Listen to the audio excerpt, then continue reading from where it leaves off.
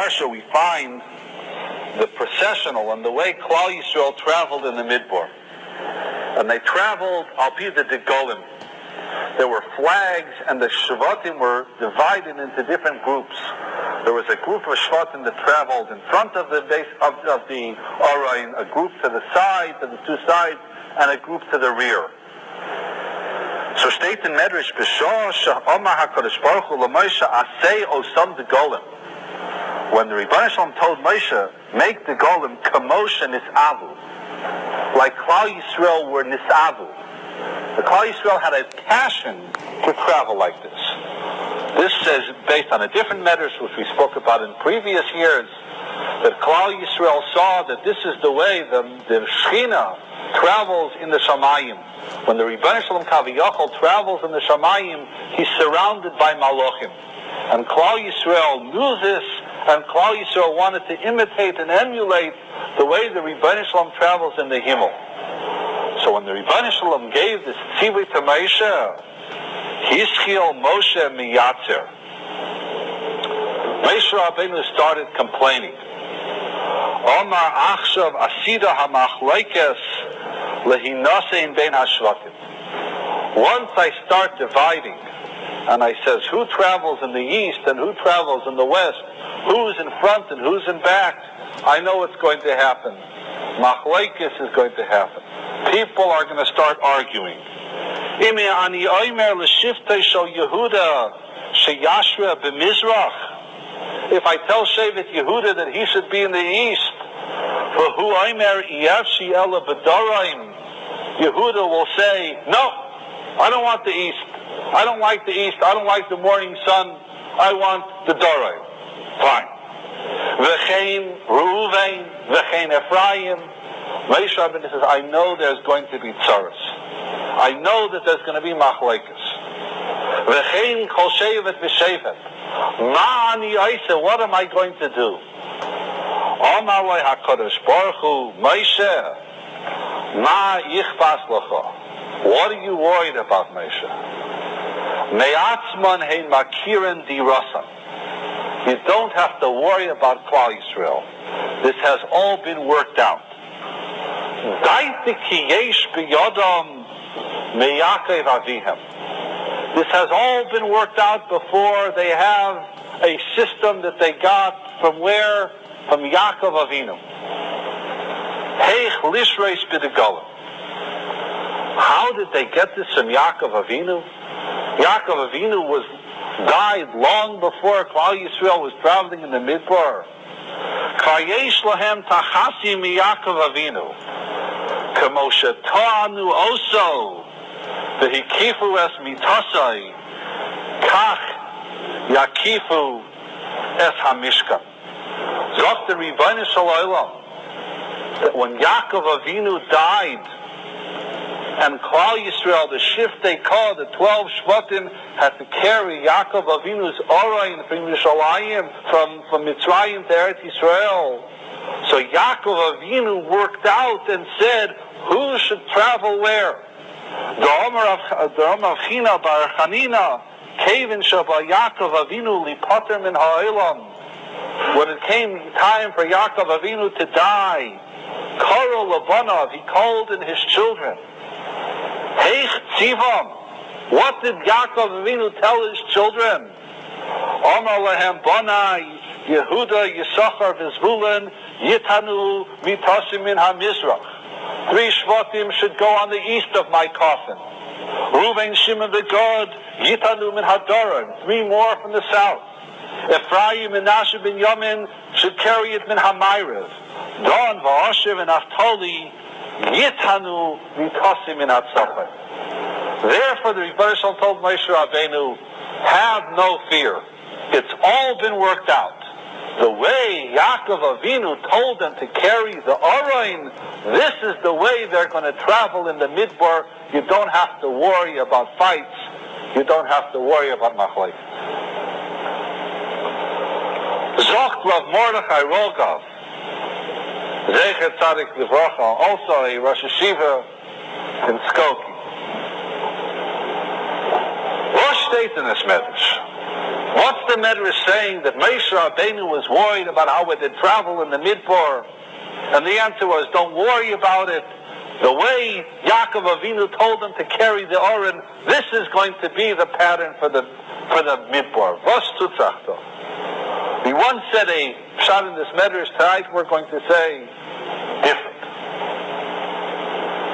Zok Rav Rogam, that it is the nature of people that when things are all right and things are secure and everyone is sitting tachas gafnai v'tachas teinasai, then people act with civility and people are mentioned and people treat each other with respect.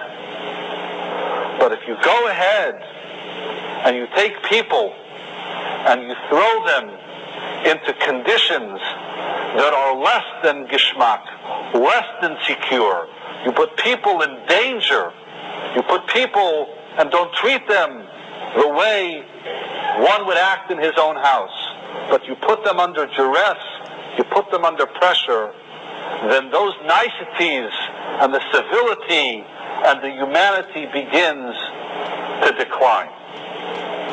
Moshe Rabbeinu was worried. Here he has to start now traveling with Klal Yisrael in the Midbar. The Midbar was, after all, a Midbar. It was a place that was a desert. No one felt secure. They were constantly traveling. A Midbar is a dangerous place. There's always the question of attacks, of animals, of enemies. The Midbar Soif Kol Soif is a dangerous place. And Hagam, Klal Yisrael, was protected, but they constantly felt that here they are in this terrible Makom Sakana.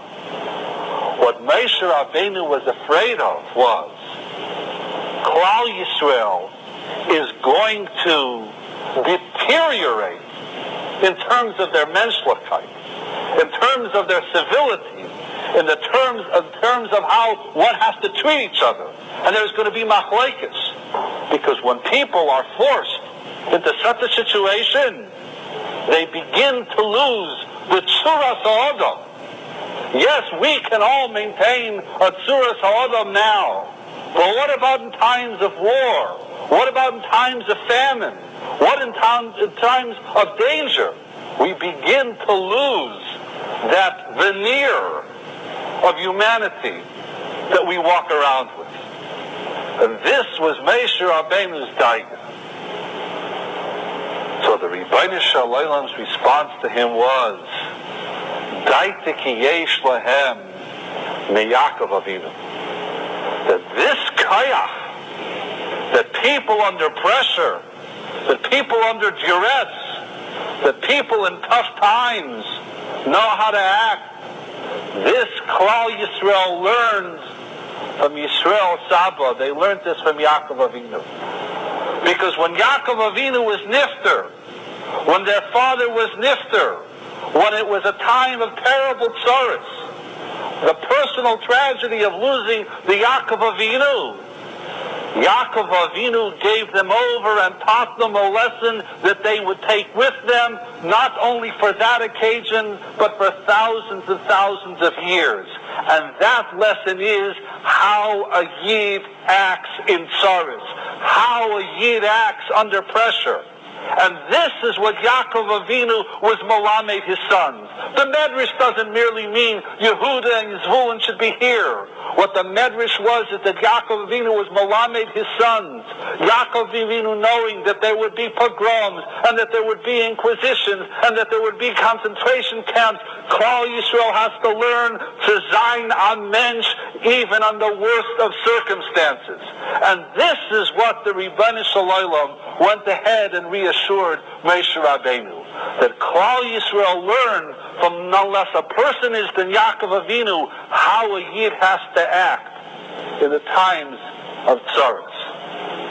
I'm sure that we have all heard the stories, and there are not only hundreds, there are thousands of stories about the Holocaust.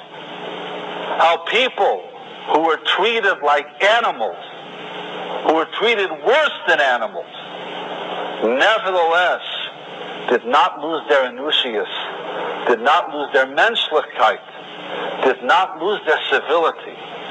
That when they were treated like animals, they nevertheless acted like Malachim.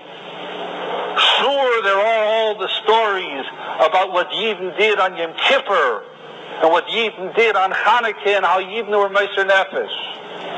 But one story about one Poshet Yid, when it wasn't Ne'ilah and it wasn't Yom Kippur and it wasn't Rosh Hashanah and he didn't go ahead and save his shoe polish to light Neiros Hanukkah. A story about a Yid who writes that bread in the concentration camp was not only a scarce commodity, but it was a commodity that took up all their thinking hours.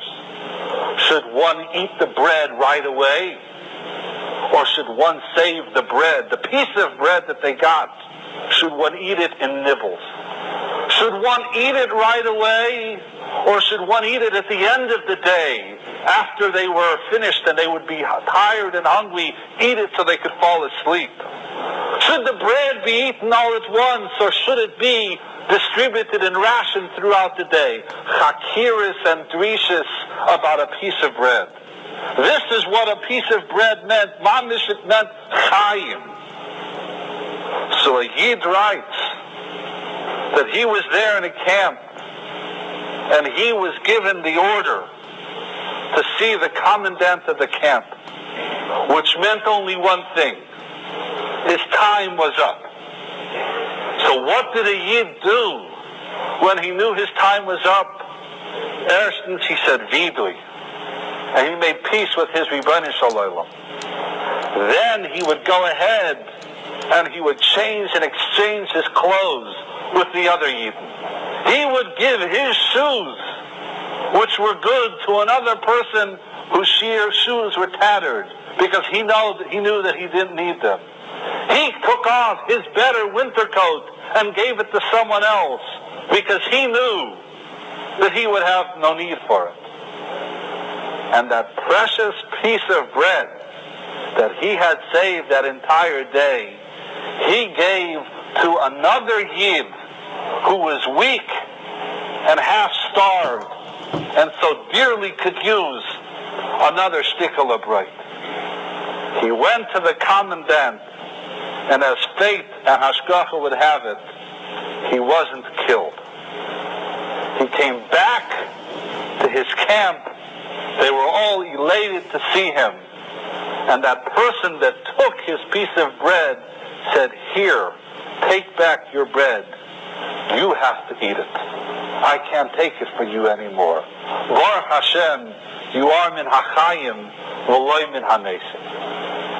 Where does a Yid get that under situations like that, when he's treated worse than a chaya, how does he get to act like a malach?